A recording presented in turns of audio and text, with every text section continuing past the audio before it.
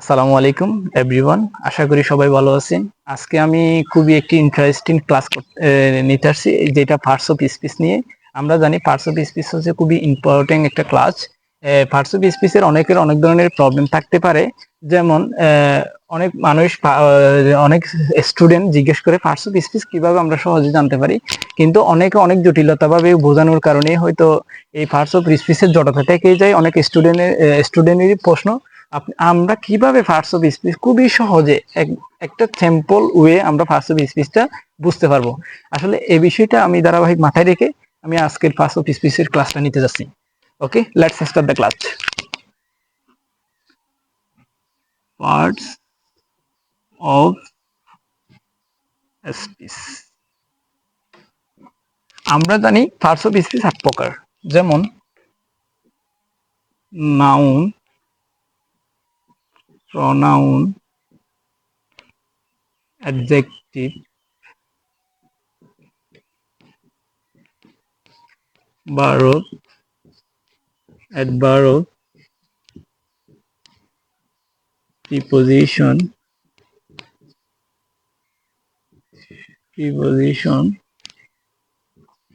Conjunction, interjection.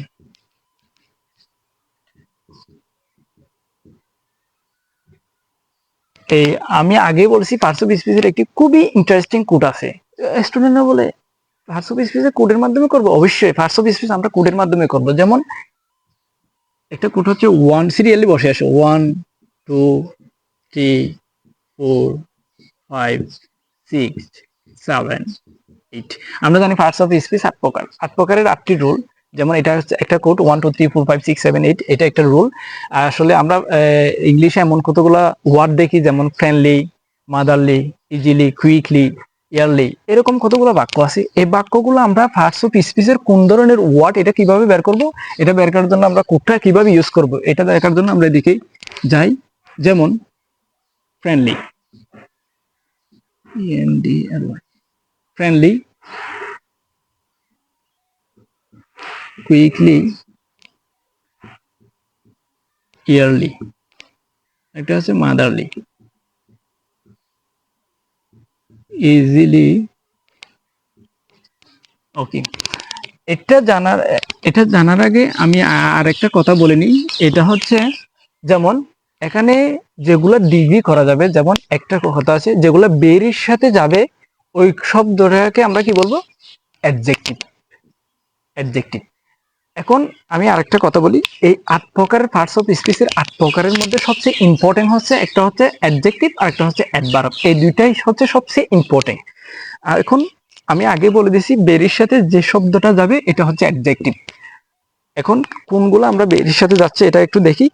যেমন friendly, বেরি friend হতে পারে? কখনো না, কারণ ফ্রেন্ড এটা একটা, যখন ফ্রেন্ডটা যখন বেরির সাথে যাচ্ছে না, তাহলে এটা বলা যায় এটা একটা নাউন। নাউনের কুট কত এখানে? 1। নাউনের কুট 1। তাহলে এই নাউনের কুট 1 হলে এলওয়াই দুইটা ওয়ার্ডের জন্য 2, তাহলে সমান 3। 3 হলে কত হয়েছে? এটা অ্যাডজেক্টিভ। ফ্রেন্ডলি এটা কি? অ্যাডজেক্টিভ। এখন কুইকলি, এখন বেরির সাথে কি কুইক যাচ্ছে কিনা আমরা এটা দেখি। বেরি কুইক, খুবই দ্রুত, তাহলে বেরির সাথে কুইক যাচ্ছে। আমি তো আগেই বলছি যে শব্দটা বেরির সাথে যাবে এটা ডিগ্রি করা যাবে। যেহেতু ডিগ্রি করা যাচ্ছে, তাহলে quick, quick, very quick. Quick মানে দ্রুত। এই কুইক শব্দটা হচ্ছে একটা অ্যাডজেক্টিভ। বললাম না বেরির সাথে যে শব্দ আছে এটা অ্যাডজেক্টিভ। অ্যাডজেক্টিভের কুট কত আমরা জানি? টি। এলো বাই দুইটা ওয়াট, তাহলে 2 সমান 5। 5 মানে কত? অ্যাডভার্ব। 5 মানে কুইকলি, শব্দটা পুরাটা কি? একটা হচ্ছে অ্যাডভার্ব। এখন আমরা ইয়ারলি, ইয়ার তো কি? খান। ইয়ার এই শব্দটা বেরি ইয়ার হতে পারে না। বেরি যখন ইয়ার সাথে যাচ্ছে না, তখন এটা একটা নাউন। এলওয়াই দুইটা ওয়ার্ড, নাউন মানে 1, দুইটা ওয়ার্ড মানে 2 সমান 3, এটা হচ্ছে অ্যাডজেক্টিভ। এই ইয়ারলি শব্দটা কি? অ্যাডজেক্টিভ। এখন মাদারলি, মাদার, বেরি মাদার হতে পারে? কখনো না। বেরি মা কি কখনো হতে পারে? না। তাহলে মাদার যখন যাচ্ছে না, মাদার শব্দটা হচ্ছে একটা নাউন। এলওয়াই দুইটা শব্দ। নাউন মানে নাউনের কুট কত? 1। নাউনের কুট 1 আর এলওয়াই দুইটা শব্দ সমান 3। 3 মানে আমরা জানি অ্যাডজেক্টিভ। তাহলে মাদারলি শব্দটা কি? অ্যাডজেক্টিভ। এখন ইজি, ভেরি ইজি, খুবই সহজ। অবশ্যই বেরিয়ে যাচ্ছে, তাহলে এটা ডিগ্রি করা যাচ্ছে। যেহেতু ডিগ্রি করা যাচ্ছে, এই ইজি শব্দটা আমরা বলছিলাম না বারো, যেটা যেটা বেরির সাথে যাবে এটা অ্যাডজেক্টিভ। তাহলে অ্যাডজেক্টিভের কোড কত? 1 2 3 4 5 6 7 একটা কোড দিয়েছিলাম না? তাহলে কোডের মধ্যে পড়ছে এটা 3। ভেরি ইজি, বেরি যখন যাচ্ছে তাহলে যে এটা বেরির সাথে যাবে এটা আমি বলছিলাম অ্যাডজেক্টিভ। তাহলে ভেরি ইজি, ইজি যেহেতু যাচ্ছে বেরির সাথে, তাহলে অ্যাডজেক্টিভের কোড হতো 3, এলওয়াই দুইটা, ওয়াট 2 সমান 5। এইরকম এলওয়াই যত ধরনের ওয়ার্ড আছে, এটা যেটা বেরির সাথে যাবে না ওইটা নাউন। নাউন হলে কোড 1, 1 এর সাথে দুইটা এলওয়াই দুইটা ওয়ার্ড যোগ করলে যে 3 পাওয়া গেলে এটা বলো অ্যাডজেক্টিভ। যদি 3 এর সাথে 2 যোগ হয় 5, 5 মানে এটা অ্যাডভার্ব। এভাবে আমরা শব্দগুলো যদি তৈরি খুবই এভাবে যদি আমরা গণিত সিস্টেম, ম্যাথ সিস্টেম যদি আমরা এটা করে থাকি, তাহলে খুবই সহজে আমরা এই ওয়ার্ডগুলোর আনসারগুলো বের করতে পারবো। এখন এখন প্রশ্নে আসা যাক। এখন এই পার্টস অফ স্পিচের একটি খুবই গুরুত্বপূর্ণ ইম্পর্টিং ফর্মুলা হচ্ছে ডিটারমিনার। কেমন? যেমন একটা প্রশ্নতে একটা, ধরো মনে করো একটা সেন্টেন্স লিখে দিল, সেন্টেন্স লিখে দিয়ে একটা ওয়ার্ডের নিচে দিয়ে দিল এটা কোন পার্টস অফ স্পিচ।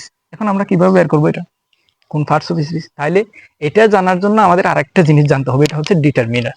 আমরা জানি ডিটারমিনার হচ্ছে একটা খুবই গুরুত্বপূর্ণ ফর্মুলা।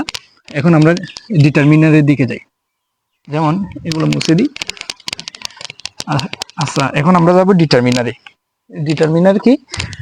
যেমন ডিটারমিনার, ডিটারমিনার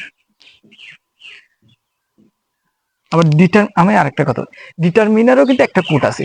স্টুডেন্টরা বলে ডিটারমিনারও কোড আছে, অবশ্যই ডিটারমিনারের একটা কোড আছে। এই কোডটা কি?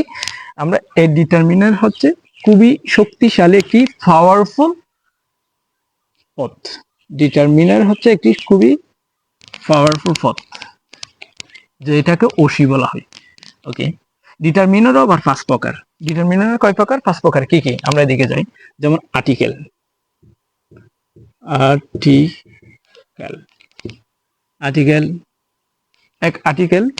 আর্টিকেল মানে আমরা জানি, সবাই জানি এন দিকে আর্টিকেল বলে, এন দিকে আর্টিকেল বলে। আরেকটা আছে পসেসিভ, পসেসিভ, পসেসিভ।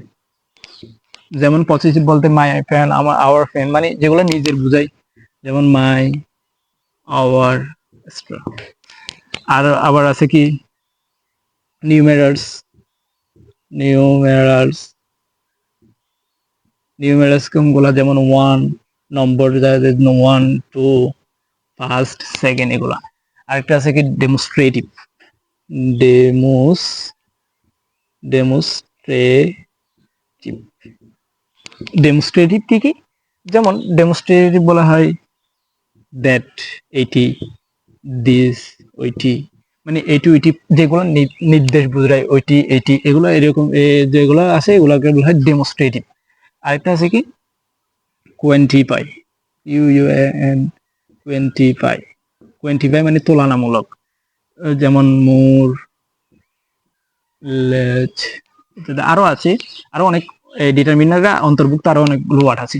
এখন আমরা কিভাবে বলবো? এখন আমি আগে একটা কথা বলি, ডিটারমিনার যেহেতু একটি শক্তিশালী পদ বা ভেরি, মানে খুবই পাওয়ারফুল একটি ফর্মুলা, সেহেতু আমরা বলতে পারি এখানে ডিটারমিনার যেহেতু খুবই শক্তিশালী একটি ফর্মুলা, তাহলে এই আমরা জানি না একজন শক্তিশালী ব্যক্তি সবসময় দুর্বলকে হেল্প করে, তাহলে এই ডিটারমিনারের পরে যে শব্দটা আসবে ওইটা ওইটা হচ্ছে সবচেয়ে দুর্বলটা আসবে। তাহলে বোঝা যাচ্ছে এখানে কোটের মধ্যে সবচেয়ে দুর্বলকে, নাউন না?